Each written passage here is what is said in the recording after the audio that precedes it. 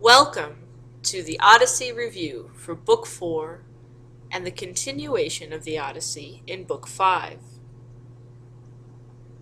This is a picture of Menelaus, a star of Book 4.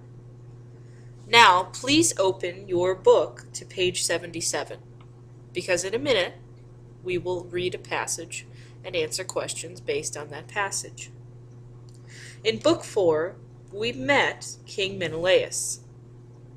Sound familiar?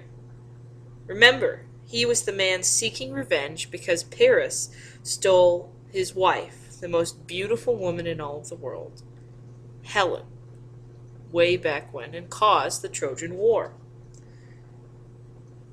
Menelaus is important because Menelaus does two things. He brings Telemachus comfort because he recognizes Telemachus as Odysseus' son without Telemachus telling him, and because he lets Telemachus know that Odysseus is still alive.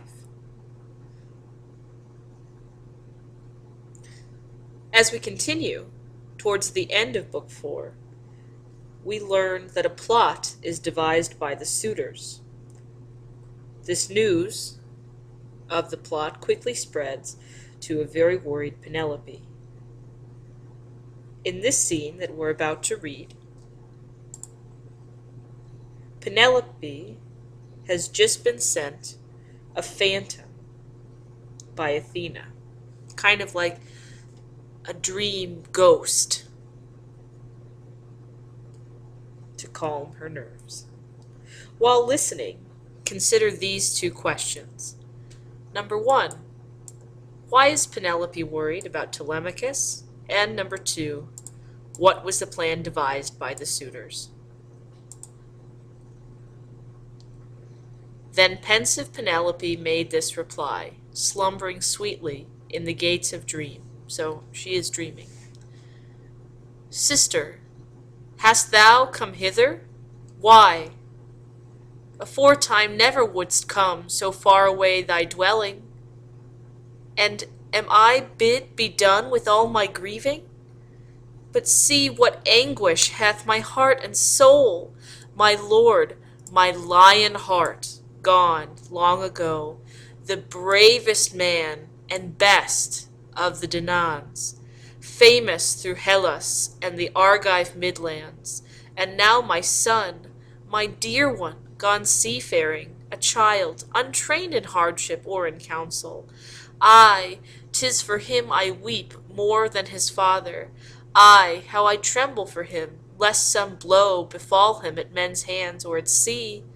Cruel are they and many who plot against him, to take his life before he can return. Now the dim phantom spoke to her once more.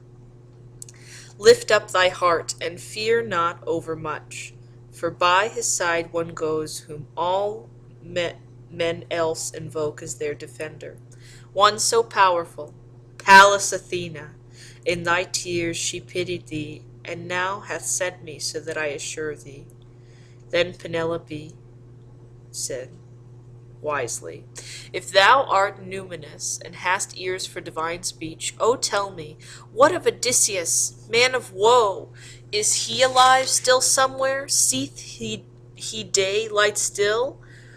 Or gone in death to the sunless underworld? The dim phantom said only this in answer. Of him I may not tell thee in this conversation, alive or dead, and empty words are evil. The wavering form withdrew along the door bolt into a draught of wind, and out of sleep Penelope awoke in better heart for that clear dream in the twilight of the night. Meanwhile the suitors had gone under way, planning the death plunge for Telemachus between the isles of Ithaca and Same.